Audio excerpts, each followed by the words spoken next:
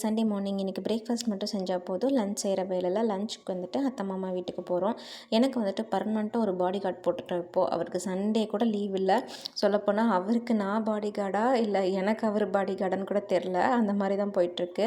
நம்ம கிட்ஸை வச்சுட்டு சமைக்கும்போது அவங்கள எதுவும் சுற்றக்கூடாது, எதுவும் மேலே பற்றக்கூடாதுன்னு ரொம்ப சேஃபாக பார்த்து சமைக்க வேண்டி இருக்குது. பட் இருந்தாலும் பரவாயில்லன்னு இவங்களை இந்த மாதிரி சின்ன சின்ன ஆக்டிவிட்டியில் இன்வால்வ் பண்ணும்போது அவங்களுக்கு வந்துட்டு ஃபுட் மேலே ஒரு இன்ட்ரெஸ்ட் க்ரியேட் ஆகும்.